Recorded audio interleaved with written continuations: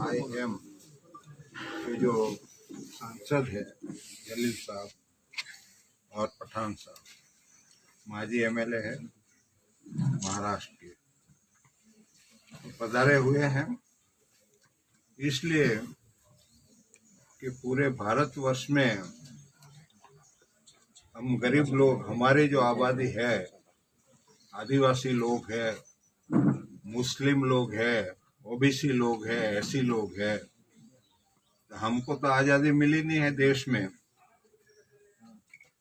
हमने लोगों ने कांग्रेस के साथ भी गठबंधन किया था, कभी बीजेपी के साथ भी बात किया था संविधान के बारे में, लेकिन कुछ नहीं किया। हमको कुछ नहीं मिलता है, हमारा बजट भी नहीं मिलता है हमको, और परेशानी करते हैं वो सरकार। इसलिए हमने सोचा कि OBC साहब देश में जो लड़ रहे हैं संविधान लेकर, तो उसके साथ गठबंधन की जो बात हो रही है, इसलिए हम गठबंधन करके हमारा जो हक अधिकार जो है देश में जो छुपा रहे हैं। अभी नरेंद्र भाई मोदी की सरकार है, जो गरीबों को कुछ भी नहीं मिलता है। हमारा इको सेंसिटिव जोन बनाया है और 121 गांव जो है उसकी जमीन छीनने की बात है। TCO पे यूनिटी बनाया है, इसमें 70 गांवों की जमीन ले ली है और होटल मोटल बना के बाहर के लोगों को डालना जो मांगते हैं उसका हम विरोध कर रहे हैं। और स्थानीय चुनाव जो अभी आ रहा है, जो पंचायत का है, कॉरपोरेशन का है, इसमें हम मिल के चुनाव लड़ने वाले हैं और परिणाम लाएंगे। कौन से मुद्दे पे आप चुनाव लड़ोगे? कौन से मुद्दे पे आप चुनाव अरे बारे, हमारा बजट भी नहीं मिलता है, हमको परेशानी होती है, हमको आतंकवादी बना देते हैं, हमको नक्सलवादी बना देते हैं, तो हम कैसे बैठ के देखते रहेंगे? इसलिए लड़ना चाहते हैं। छोटे भाई, आपके गठबंधन से कांग्रेस को फायदा होगा कि बीजेपी को फायदा होगा या आपको नुकसान होगा? हमको नहीं, उसको पूछना। छोटे भाई मनसुख भाई वसावा ने अभी इस्तीफा दिया था। वो तो सांसद जैसा आदमी ही नहीं है अगर वो सांसद होता तो हमारी जमीन कैसे छीनी जाती है? सही बात, कोई ले लेता। अच्छा छोटू भाई, उसकी फर्ज है ना बचाने की, तो नहीं बचाता है। अच्छा जिस तरह से गठबंधन की तो बात हो चुकी है, लेकिन स्थानीय चुनाव की बात है तो सीट बंटवारे की किस तरह से कुछ फॉर्मूला बनाई गई है, अथवा तो किस तरह से अभी तय कर लेंगे ना, बाद में तय कर लेंगे, बैठ कर करना है जरूर। हम पूरे गुजरात लड़ना भी है, पूरे गुजरात में करेंगे या सिर्फ भरूच के अंदर? नहीं, पूरे गुजरात। विधानसभा चुनाव के लिए भी ये प्रिपरेशन मानी जाए? हाँ बिल्कुल। वो सब सीटों पे लड़ेंगे विधानसभा चुनाव या फिर सिलेक्टेड सीटों पे? देखते हैं कहाँ कहाँ लड़ना है। जलील साहब, आपसे सवाल था कि गुजरात में पहली बार आए हो, तो क्या रणनीति होगी और कितना आशावादी हो कि AIMIM और BTP जो मिलके है क्या रिजल्ट देगी? देखिए, पिछले कई सालों से गुजरात की जनता और विशेषकर गुजरात के युवक ये लगातार आए दिन हैदराबाद जाते थे और अवैसी साहब से यही ख्वाहिश जाहिर करते थे कि हमने भी, MIM पार्टी ने भी गुजरात में आना चाहिए। अब ये समझते हैं हम आज कि एक सुनहरा दिन इस वजह से मान रहे हैं कि वो ख्वाहिश आज गुजरात की आवाम की पूरी हो रही है। और हमें खुशी इस बात की है कि हम जिसके साथ यहाँ पर आ रहे हैं उनके बारे में जितना हमने पता किया, ऐसा नहीं है कि कोई पार्टी अवैसी साहब के पास आई और उन्होंने कहा कि गठबंधन। हमारे लिए बड़े फख्र की बात है कि छोटू भाई वसावा साहब, जिन्होंने अपनी पूरी जिंदगी एक मिशन के तहत लगाई है, उनके साथ हमें आज जोड़ने का मौका मिल रहा है। तो ये हमारे लिए बहुत खुशनसीबी की बात है कि गुजरात के अंदर हम कदम रख रहे हैं तो एक ऐसे शख्स के साथ, एक ऐसी पार्टी के साथ जिन्होंने राजनीति कम की है, सेवा ज्यादा की है। और यही काम असदुद्दीन अवैसी साहब हैदराबाद के अंदर आप देखेंगे उनका काम जो है। और हमने ये नोट किया है कि जिस दिन से ये घोषणा की गई थी छोटू भाई वसावा साहब की तरफ से, असदुद्दीन अवैसी साहब ने जब ट्वीट किया था कि हम गुजरात में आ रहे हैं, तो जो उत्साह लोगों के अंदर हमको देखने को मिल रहा है, जो रिस्पांस लोगों के अंदर देखने को मिल रहा है।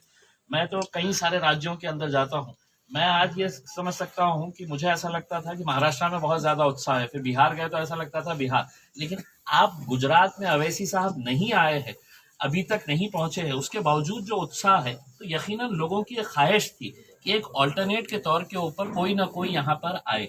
हम ये समझते हैं कि आज तक जो गेम होता है, ये कुर्सी होती है और कुर्सी के अतराफ में है तो खेलना पड़ता है, म्यूजिक दबाई जाती है, जो कुर्सी के ऊपर बैठा वो सत्ता में, तो सिर्फ दो ही खिलाड़ी खेल रहे थे। कभी कांग्रेस वाले जाके बैठ जाते थे, कभी भाजपा वाले जाके बैठ जाते थे, और कई लोगों की ये मजबूरी थी कि हम इनको नहीं देते हैं तो चलो इनको दे डाले करके, इनके पास कोई ऑल्टरनेट नहीं था।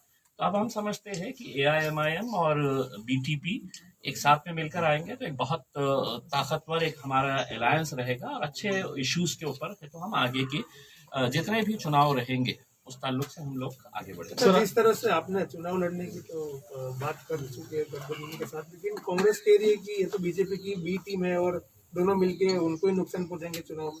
देखिए, कम से कम मेरे हिसाब से ये मैं पिछले एक साल के अंदर 2000 मरतबा इसका जवाब दे चुका होगा उसमें। ये अभी एक साहब ने ये कहा है कि इससे नुकसान किसको होगा करके। हमने 70 सालों तक आज़ादी के 70 सालों तक हमने है तो अपने फायदे के बारे में कभी सोचा नहीं है, लेकिन अब सुन ले कोई भी राजनीतिक पार्टी जो है, अब हम हमारे फायदे के बारे में बात करने के लिए आए हैं।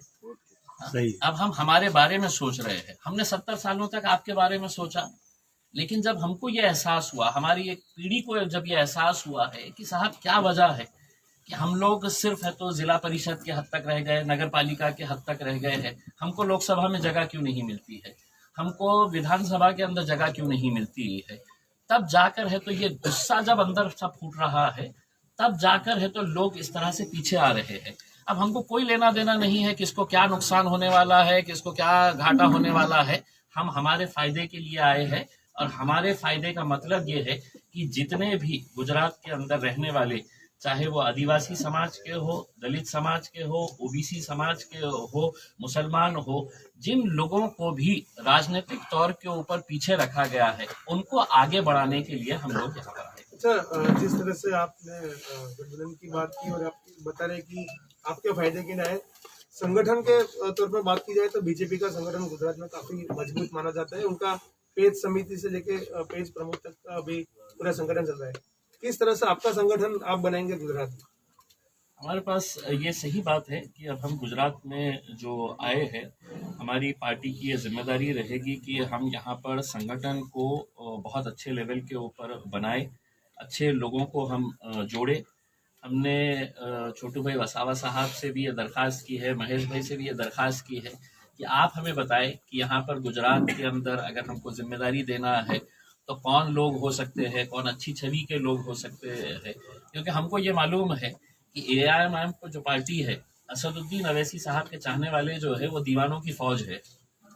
ये बिल्कुल जोश से काम करने वाले लोग हैं, लेकिन हम उनके साथ साथ हम चाहते हैं कि अगर वो जोश और महेश भाई और छोटू भाई का होश, जोश और होश का अगर कॉम्बिनेशन अगर हो जाए तो यकीनन हम एक बहुत बड़ा एक तहलका मचा सकते हैं। कोई अगर नाराज होता है, उनको अगर चुनाव में टिकट नहीं मिलता है और आपकी पार्टी में आना चाहेगा तो वेलकम करोगे उनको? हमारे दरवाजे तो सबके लिए खुले हैं। हम देखेंगे कि उसमें कौन लोग हैं। जो ऐसा नहीं है कि हम इलेक्शन के वक्त में आएंगे। हमने अंदर जब बात की है, मैंने एक सवाल छोटू भाई से ये किया था कि असद साहब के बारे में आपको क्या अच्छा लगता है, कि जिसकी वजह से एक बात उन्होंने जो कही है वो हमारे लिए और इस देश के अंदर रहने वाले तमाम लोगों के लिए फख्र होना चाहिए कि उनको जो बात पसंद आई वो बात हमको भी पसंद है और आपको भी, कि असदुद्दीन अवैसी इस मुल्क के अंदर बात करता है तो संविधान के हिसाब से बात करता है। और ये बात है जो आज अलग अलग राजनीतिक पार्टियां हम साथ में मिलकर आ रहे हैं, क्योंकि छोटू भाई का भी लक्ष्य जो है वो यही है कि संविधान के हिसाब से देश चलना चाहिए, किसी की हुक्मशाही के हिसाब से देश नहीं चलना चाहिए उसमें। और असद अवैसी साहब पार्लियामेंट के अंदर आप देखते होंगे, अगर वो जिक्र करते हैं तो सिर्फ संविधान का जिक्र करते हैं। ओवैसी जी का आपके अलावा और ओवैसी जी का सर ईवीएम के बारे में आपका क्या कहना है? पूछिए साहब, यहीं से शुरू हुआ है ये सब हमसे क्या पूछा? ओवैसी जी कब आ रहे गुजरात? देखिए, हमने छोटू भाई साहब और महेश भाई से हमने दरखास्त की है कि हम न्योता लेकर आए हैं उन्हें कि आप आइए, पहले हैदराबाद आइए, हैदराबाद में देखिएगा कि किस तरह का काम एमआईएम पार्टी के तरफ से किया जाता है। हम तो गुजरात के पत्रकारों से भी अनुरोध करना चाहेंगे कि आप लोग भी कभी हैदराबाद आइए और देखिए कि हमने एक चुनौती दिए थे। मैं महाराष्ट्र से आता हूँ, वारिस पठान हमारे सहयोगी हैं, महाराष्ट्र से आते हैं।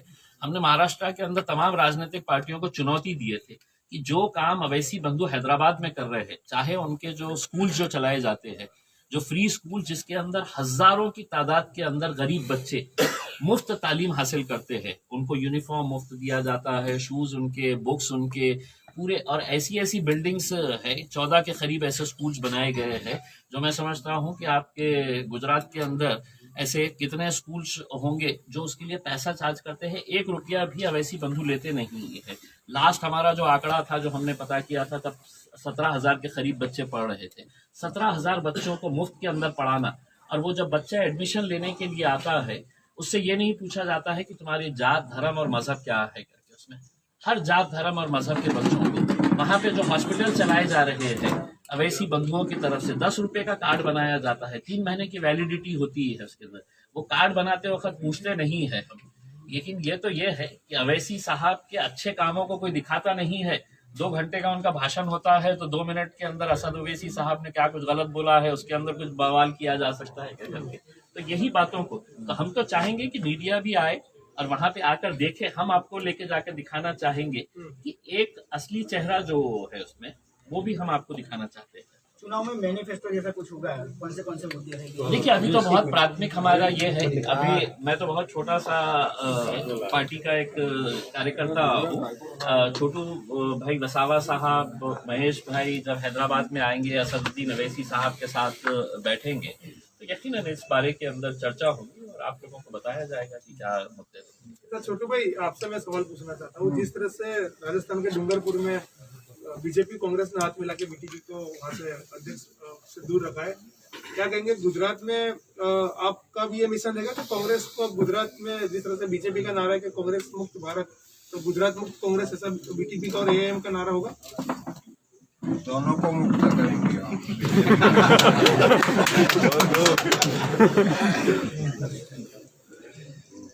चलिए, मान लीजिए सर के हमको क्या फायदा, बीजेपी चलेगी देश में, क्या फायदा? आप ही नहीं बताते असली बात तो स्वतंत्र हो जाता ना। चलिए, मान लीजिए कि स्थानीय चुनाव है अभी, तो समझो कि जिला परिषद, जिला पंचायत या नगर पालिका कॉर्पोरेशन के चुनाव जीत जाती है और प्रमुख पद पे आ भी जाती है, तो क्या प्रायोरिटी रहेगी सर जिले को लेकर? बाकी फिलहाल हम बात करें तो अभी तक जो लोग मर रहे हैं इसकी राज में, उसको मुक्त करेंगे और क्या। ओके। Thank you.